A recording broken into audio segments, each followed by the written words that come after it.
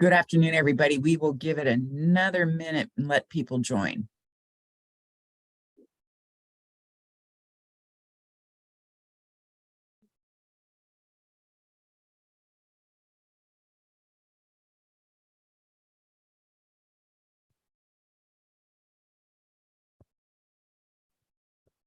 Good afternoon, everybody. I am Kim Coble, and I'm the Executive Director of the Maryland League of Conservation Voters, and welcome to Friday Digest. We are doing this every Friday at noon, and we look forward to seeing you next week and the week after and the week after.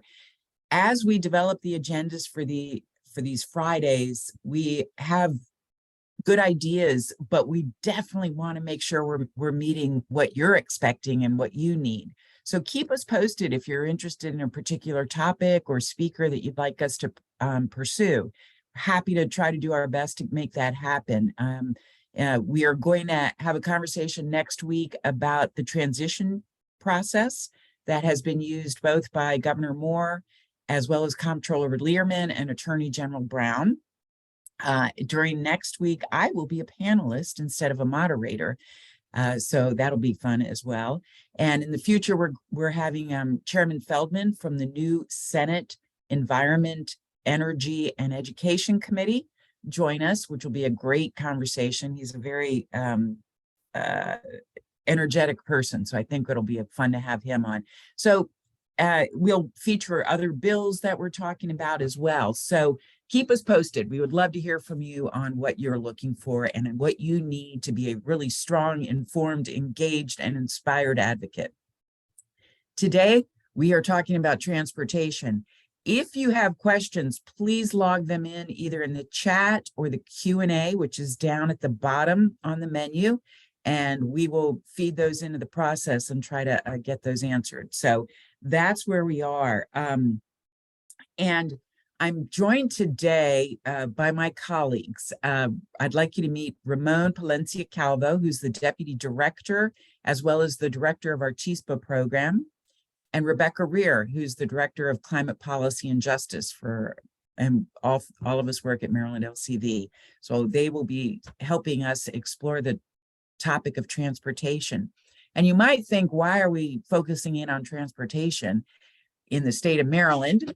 But it's a really key, important source of greenhouse gas emissions. It's one that's increasing, and it is the largest. So that's why we're targeting this topic for the day. I will let them fill in the details about that. So Rebecca and Ramon, welcome to Friday Digest. I'm going to start with you, Rebecca. The governor, Governor Moore, has talked about 100% clean energy by 2035 in Maryland. We have that same vision. We're definitely pursuing 100% clean energy. So how does transportation link into that goal and that topic? Yeah, thanks, Kim. And hi, everyone. Happy Friday. Excited to be here talking transportation. I think, one thing, I just want to emphasize the point you already made, which is transportation is the largest part of our emissions when we look at all of our greenhouse gas emissions, right? And so it's really important that we reduce the emissions coming from the transportation sector. And when we think about ways to do that, top of everyone's list is electrification of vehicles, right? And we'll get into a little bit cars and trucks and school buses and sort of the initiatives for each of those. But when we do that, we are going to switch from fueling up our cars at a gas station to plugging in our cars at hopefully ubiquitous electric vehicle charging stations, and also maybe at your home. And so when you do that, you're switching where we are fueling up our cars, and we're going to be fueling up more and more cars via electricity.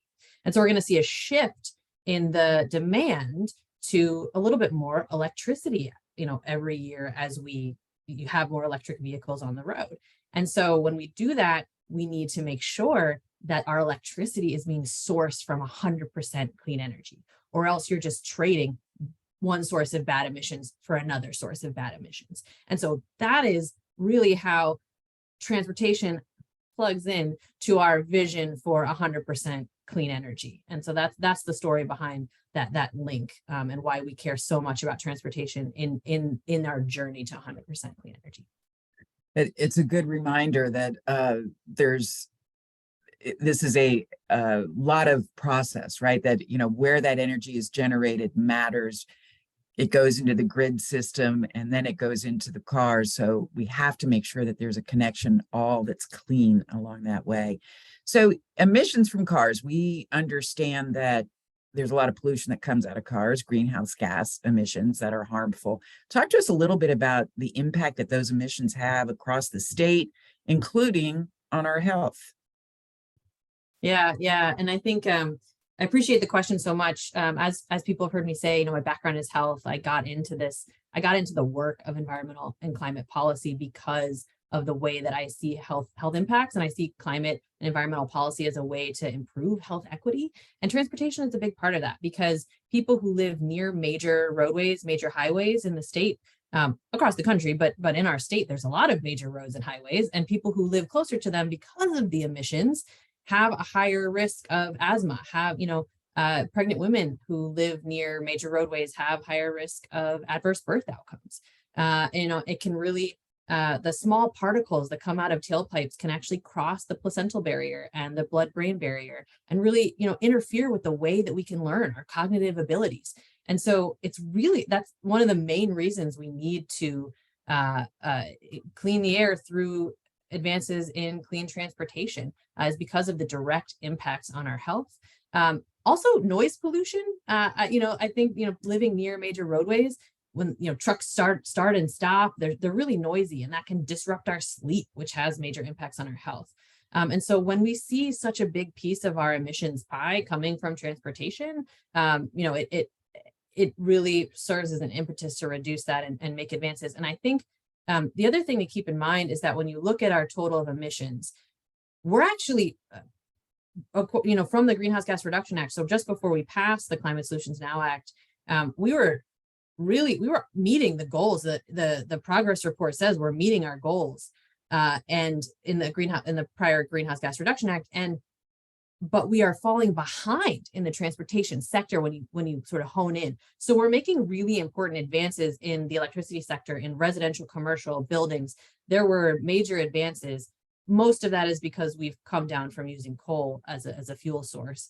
But we are behind in the number of people driving, in the goals we have for people driving electric vehicles. So the transportation sector, there's a lot of room for improvement. Where we've seen improvement in other sectors, we have not seen that same improvement in transportation. And that's why, that's why it's not just that we have a long way to go, it's that it's ripe for that progress. Really good point. And I want to turn to Ramon.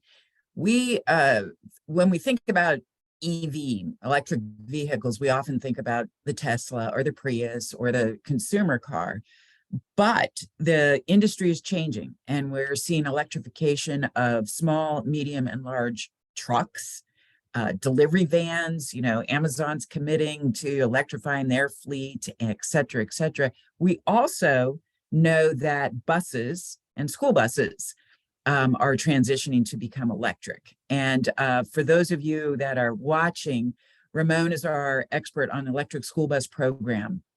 So Ramon, first, give us the background on why school buses should be electric, besides greenhouse gas emission reduction, which is obvious. And then talk a little bit more about the electric school bus pilot program that we've launched. Thank you very much, Kim. Hello, everyone. Happy Friday. So yeah, very important issue besides that. I'll say that the health impacts of diesel emissions are horrendous. We all know about that, but in particular in children, children have their brains and organs are still developing. So they're more susceptible to the emissions of diesel emissions from diesel buses. Some studies have said that, a child riding inside a diesel bus is exposed to 15 times more air pollution than another child riding in a car in front or behind that bus. So that's a huge difference, a huge impact. And we also know that non-white kids ride school buses at a largest percent. So there's an equity, there's a health issue there. But yeah, we launched our Clean Buses for Healthy Niños campaign back in 2017. Back then, as you all might remember, Volkswagen cheated on their emission testing. So they were slapped a big fine that came to the States. And one of the things that we are advocating for is to commit some of those funds to electrify school buses. Back then, it was a nascent technology. I think that the first buses were on the road, electric school buses, around 2014. So we wanted to give opportunities to school districts to have pilot projects. We have come a long way. We were able to secure $2.5 million, and 4 school districts in Maryland applied for those funds to electrify 6 school buses total. So that's how we started, and we have come a long way. Right now, we've seen a growing interest on electrifying fleets, right? At different level, different school districts, but this is something that is growing. So we are very excited about that. And yes, Kim, I believe you alluded to the pilot program. We're super excited about these new opportunities. So through the Climate Solutions Now that passed in 2022, it allowed for the creation of an electric school bus pilot program. This is, and the process goes, this is a utility program. So utilities have to develop a program, apply to the Public Service Commission. The Public Service Commission has to approve that program. And once it is approved, then it comes utilities and school districts partnering to replace, to transition diesel to electric school bus fleets, right?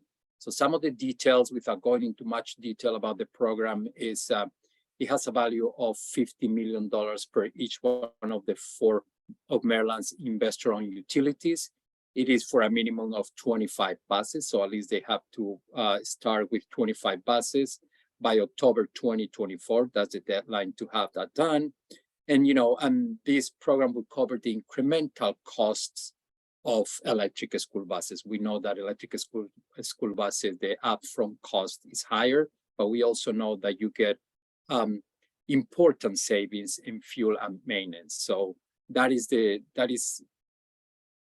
program. But there's another important thing. Those buses have to be equipped with vehicle to B2G technology, vehicle to grid technology. Why is that important? Because electric school buses have huge batteries that can provide benefits to the grid. The storage electrons there can provide benefits to the grid, benefits to consumers, to ratepayers, to school districts, and that's another very important aspect of this program. So yeah, at this point, utilities are developing those programs, and we file with the Public Service Commission. So we are following this, and we are super excited about this opportunity. Absolutely. And I think it's important to note that electric school buses are manufactured and on the road and being successful. So this isn't necessarily a new technology. It does need to be much more widely deployed in Maryland. And as Ramon said, that comes down to finding some money. They are more expensive initially, so school districts need to be both educated on the importance of having these, and secondly, help with the initial upfront costs it takes to deploy these. So we are working this year to hopefully get some state funds to help some school districts move this program along. Let's see. Speaking of funding, I want to ask both of you to talk a little bit about the funding that's available through the federal dollars for EV programs and for the state or the school bus programs. So let me start with you, Ramon. Thank you, Kim. Yeah, tremendous opportunities. So the bipartisan infrastructure law set aside $5 billion for school buses. So that is already a huge amount of money that we can. And that's with the B. 5 billion with a B, 5 billion over 5 years. So with that money, the EPA launched the Clean School Bus Program. It started in 2022, where it was open for school districts to apply to cover the cost of electric school buses. So very exciting program. We've been working through the Alliance for for Electric School Buses, engaging EPA, making sure that it's a robust program with equity components. So at the end of the day, the first round of applications was open last year over the summer months. And in total, Maryland applied 8 school districts applied for electrification for funds to electrify part of their fleets, right? This is very significant. You know, in 2017, where there was not that much knowledge, or there was a need for knowledge, and to this point, already 8 school districts have showed their interest and put their applications in. Unfortunately, not all of them, only one of them was funded. But again, it shows a growing interest from school districts to work in this technology. Remember that also the Climate Solutions Now has said that by 2025, new contracts have to be electric for school buses unless there's no funding or technology available. We know that the technology is there, and we are working hard to continue securing that funding. So yeah, a lot of money from the federal going to the state, but we continue to beat in the drum, making sure that the school districts are supported. This transition, I do not want to say that it's an easy transition. It takes a lot of pieces, a lot of moving pieces. So those school districts need to continue being supported. The technology is there, and we are making sure that there are funds available. You know, if you add up to those millions, billions coming from the federal to the potential of Maryland's electric school bus pilot program, we have a lot of funding there that we want to make sure that supports school districts.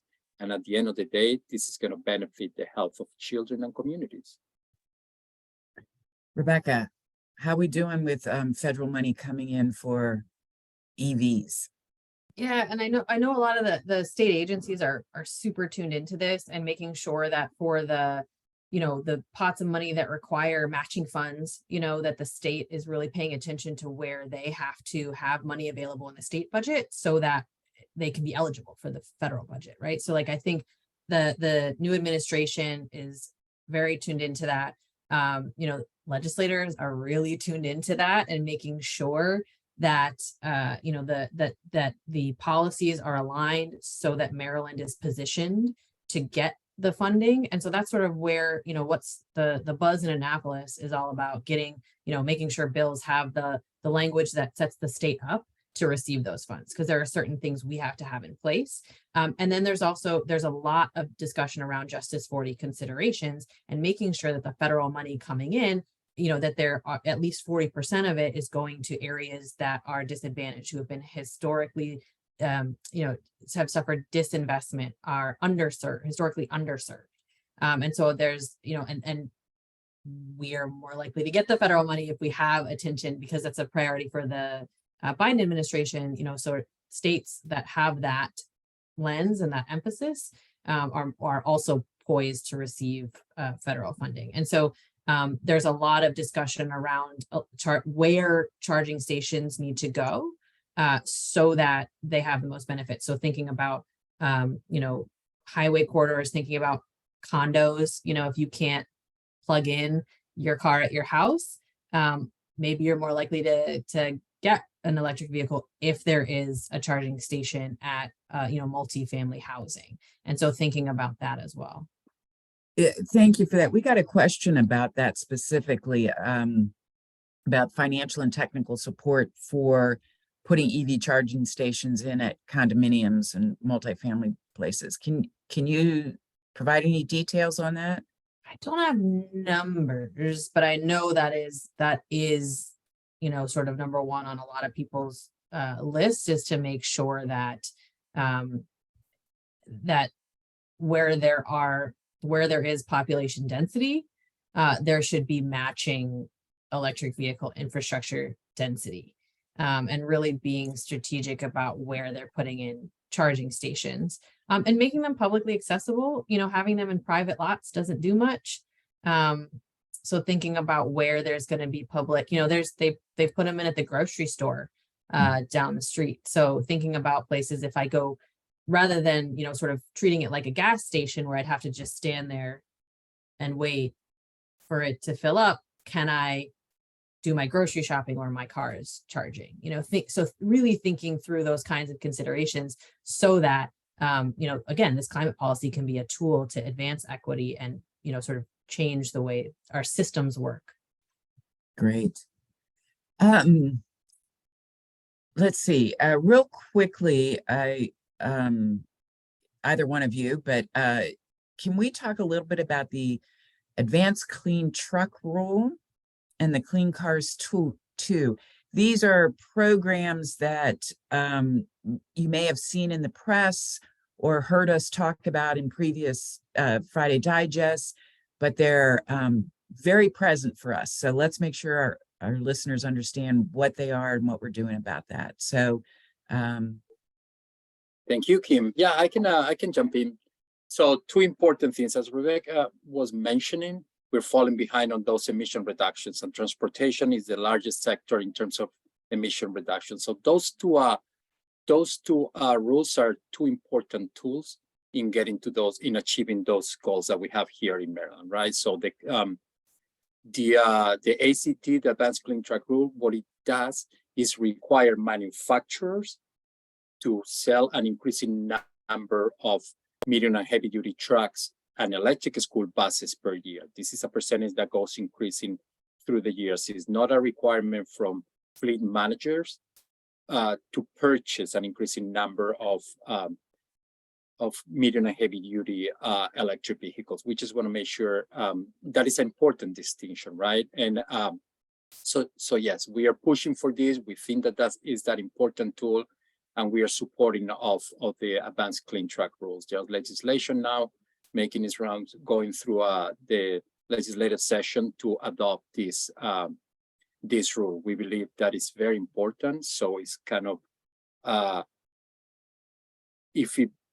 so it's already in a statute, and it's more difficult to overturn if for whatever reason. So that is very important. The other thing that you mentioned is the Clean Cars tool.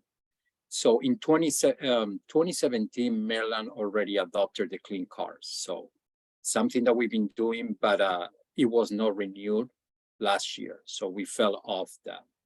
So we want to make sure that Maryland goes back and retakes the Clean Car tool, and that is very important. So we are very supportive of that. We believe the administration is very supportive of that. So that's another important tool to, again, reduce emissions, which has very detrimental impacts in the health of our community. So that is very, very important. And the Clean Cars, that's the same. It requires an increasing percentage of sales of electric vehicles, electric and plug-in vehicles. So yeah, very important tools in achieving those goals of reducing emissions. yes. Since we got a question in the chat about what legislation are you supporting in the session, I just want to give the bill numbers and sponsors for the Advanced Clean Truck Rule, because they do have hearings coming up. So it's Delegate Love in the House, and it's the Clean Trucks Act of 2023, and that has a hearing on February 8th, and it is cross-filed in the Senate. Senator Augustine is the lead sponsor. It's SB 224.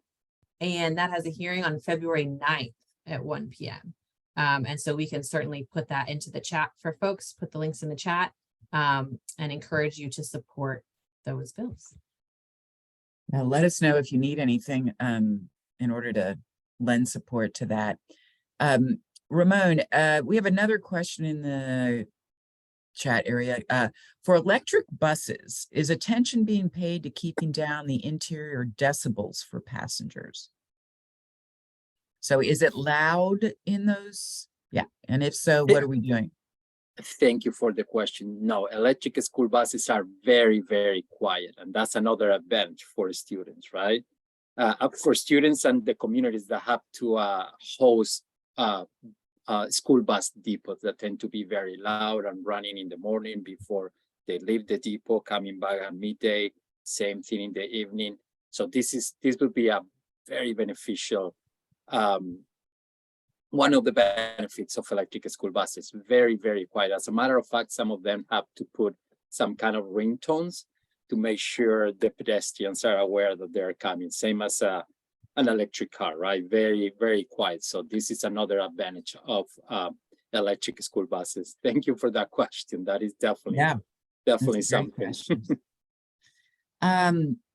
Let's see, Rebecca, this is for you. There's a person that's asking about the greenhouse gas inventory data and whether or not it includes Maryland Port Authority. So, their trucks, their cargo handling, trains, that kind of thing. And also whether or not the emissions from ocean vessels, cargo ships and whatnot, if that's included in the greenhouse gas. Yeah, and I know we put the link to the full report in the chat. And I actually, one thing I really like about it is that it's written in a way I think that everybody can understand. So I do encourage folks to take a look at it. I did not see ports in that report. So I don't, at least in that sort of as they're measuring the Greenhouse Gas Reduction Act plan progress, I don't think the ports, and I know that the ports function, there's vehicles that operate, just within the port. And then there's the vehicles that sort of come in and out and then, pick up at the port and then start their journey to deliver goods, up and down the 95 corridor. Those are likely included because they're on-road diesel vehicles. But I'm not sure that the sort of port operated vehicles that would sort of operate within the port system are included. And that's a great point. And I know the Port Authority ports across many states have gotten a lot of attention about reducing emissions because of the increased health risk of folks living near the port, same as major roadways. So I think that's a really good point and definitely something we can take a look at. Yes. And I know there's some folks attending this Friday Digest that if you have any intel on that, please let us know. We have another couple minutes and let me ask this one question. We got a question about whether permitting is a drawback for electric buses, but I want to broaden this to what kind of opposition are we seeing out there to advancing emission reductions from the transportation sector writ large, as well as specifically to electrification. So Ramon, why don't you start and then Rebecca chime in. Thanks, Kim. So opposition, let me just start with buses, right? So rather than opposition, I want to say that perhaps it's not opposition, but making this transition takes a lot of there's a lot of moving pieces. It is for school districts, it will be a new technology. So there's there's a need to support them in how to connect to the grid. What are the installations that they need to bring on board? What are, the different technology? Not all the buses are the same, not all the charging infrastructure is the same. So I think that it is not opposition, but it's something that there's a need to continue engaging and supporting the school districts, right? And you said something for Maryland, it is not new. If you go to some of the counties, if you go to Montgomery County, they have the largest fleet in the nation, over 60 buses, over 60 electric school buses, and plans to incorporate upwards of 300 in the next couple of years, right? So this is something that is true and proven, and it's already here in Maryland. So I don't think that there's that opposition to electric school buses. But as any other technology, there's a curve that I think for manufacturers is making sure that they can deliver.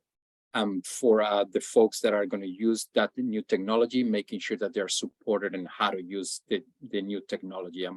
We're talking about medium and heavy duty trucks. Cars are already on the road. We know about them, but for some medium and heavy duty trucks, I think it's also very important to have that support to make sure that when when a big fleet is transitioned to electric, there's that support to make it happen, yeah, so yeah, I think that's the main consideration. Yeah, and it's, what we hear is, it's too fast, too expensive. Happens too quickly and it's too, so I just want to remind folks that the Advanced Clean Truck Rule does introduce a gradual schedule, to sell electric trucks, and that we are not the first state to do it. So there's, I think, 9 or 11 other states that have signed on, because there were some in between last session and this session that did. And so more and more states that sign on, it just makes sense because we don't want to be the outlier there and not sign on. So I think it makes a lot of sense to implement those regs. And so we can have consistent, I mean, that's the other thing industry is often asking for, is consistency in regulation. Right. And so we support that. And in doing so, signing on with these other states to do that. And the other, with the expensive piece, it takes time to ramp up, sure. But I want to remind folks that the cost savings in this for the state in terms of health costs, in terms of missed days of school because of asthma, we're reaping a lot of benefits financially just from health cost savings. And I think that's a point that often is underrepresented in the conversation. And one last Thank you. thing, so you're talking about that consistency, having these two rules adopted, it also gives manufacturers that, it gives more stability to the market because you know where you got to go. So it attracts investor and also more opportunities for jobs in the clean industry. So yeah, that's also Absolutely. very good. Yeah. And I know we're Okay, at time, okay, we're calling it. but we're so excited. You can see that we're very excited about these topics, and I'm trying to be respectful of the folks that signed on for 30 minutes. Let me thank Ramon and Rebecca, not only for today, but for every day that they come to work and give us their heart and soul to this issue. It's an honor to work with them. Lastly, Tuesday night, 6 p.m. is the Environmental Summit, virtual.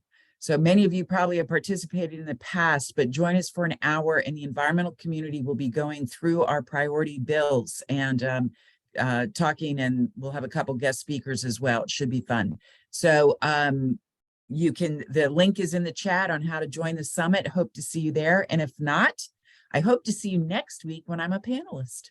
Thanks, everybody. Happy Friday.